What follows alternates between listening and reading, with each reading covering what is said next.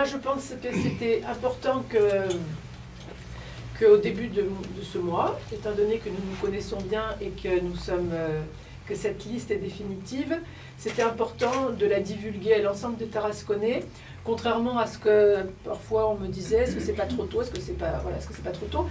Non, parce que je pense que les Tarasconnais ont besoin de le savoir.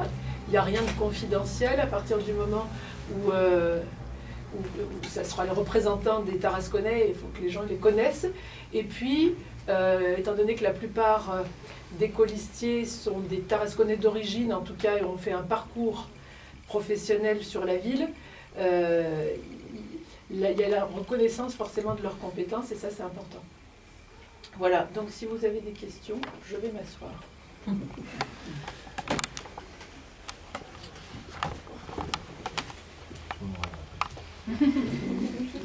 Tout le monde se tait. Pas de questions. J'ai tout dit. Pour être. C'est technique. J'ai essayé de photographier donc les adjoints. Les adjoints. Et j'ai une confusion entre ces deux dames-là. Non, un truc. Non. Ah, c'est elle l'adjointe, Marie-Clotilde. Voilà. Voilà. Voilà, Clotilde. Ça fait rien, j'ai votre photo, je la conserve. Hein? Oui, si ça, oui. Ah bah oui, c'est Paul, ça y est, il est arrivé. Voilà. C'est un adjoint qui arrive. C'est lui qui vous précède. Paul Bayet, c'est les finances. C'est numéro... C'est le 10, le 9. Oui, 9. Le 10.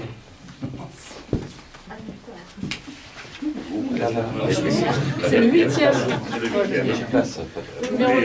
Vous pouvez vous avancer, vous avez la photographie. Pour être dans la lumière et prendre en photo. La photo, Paul. C'est bon. Si vous aussi, vous l'avez. Désolé. Mathieu.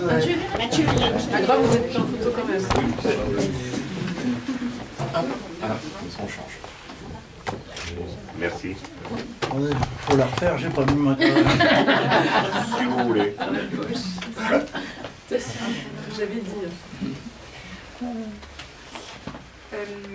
Au niveau du choix de vos colistiers, enfin, pour faire votre liste, comment cela s'est passé? Est-ce que vous l'avez fait selon un programme préétabli ou comment ça s'est passé concrètement? Des modalités. Les modalités. Alors c'est vrai que je m'y suis prise dès la fin des législatives, hein. C'était à l'été 2012, et je me suis dit que ce n'était pas évident de trouver des candidats parce que c'est vrai que ça demande un investissement, que les gens aujourd'hui n'ont pas forcément envie de s'engager dans la vie citoyenne. D'autre part que même si la liste est intitulée Rassemblement Bleu Marine, je sais que le tabou Front National est toujours plus ou moins existant.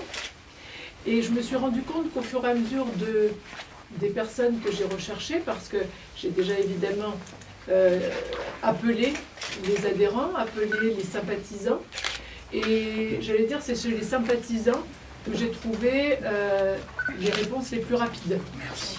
Les sympathisants.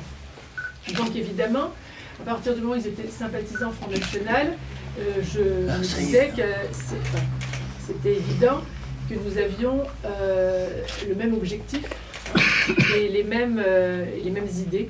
Donc c'est quand même ça pour moi qui m'importe, c'est-à-dire d'avoir les convictions politiques, puisque ce sont ces convictions politiques qui m'animent pour me présenter en tant que future maire et non pas, comment dire, le côté notable des élus, parce que c'est même quelque chose que je pense qui ne m'est pas du tout, qui ne m'intéresse pas. Et je pense que les Tarasconnais, comme les Français aujourd'hui, en ont soupé de cette notabilité des élus.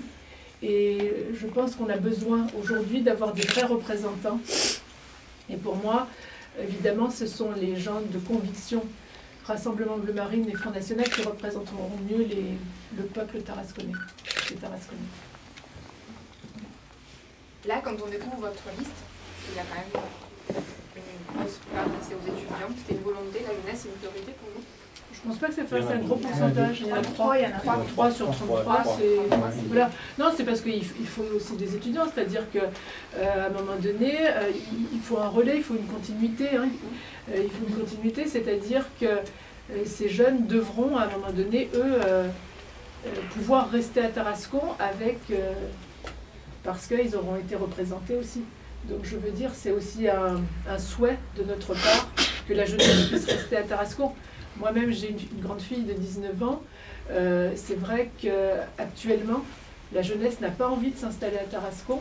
Et donc tous ses amis d'ailleurs étaient à l'extérieur de la ville parce que il n'y avait pas vraiment, il n'y a pas vraiment beaucoup de choses attrayantes pour les jeunes. Et je pense que si on veut que la jeunesse reste, eh bien, encore faut-il qu'elle soit représentée. Dernière question. Au niveau de votre programme, est-ce que vous l'avez déjà établi ou préétabli? Est-ce que vous avez déjà des axes priorités? Oui, tout à fait. Donc, si vous voulez, nous avons environ 5-6 grands axes, mais les 3 premiers sont la lutte contre le communautarisme et la sécurité. Et puis, le 3e point, c'est une attention particulière à ce que les impôts n'augmentent pas, parce qu'aujourd'hui, les Français, les Tarasconnais sont dans des difficultés financières certaines. Et je pense qu'il est important de pouvoir investir sur la ville et surtout avoir des grands projets sans demander encore aux Tarasconnais et aux Français de mettre la main à la poche. Et c'est possible sur Tarascon. Donc là, on a les 3 premiers, les 2 autres, puisqu'on a dit entre 5 et 6 les Oui, priorités. je ne les connais pas tous par cœur, mais je veux dire, bon, en fait, si vous voulez, donc voilà, les 3 premiers qui sont quand même déjà, j'allais dire, des gros morceaux. Et évidemment, de ces 3 choses-là vont découler la réhabilitation du centre-ville, qui, pour moi, n'est qu'une conséquence, est une conséquence surtout des 2 premières, c'est-à-dire lutte contre le communautarisme et sécurité.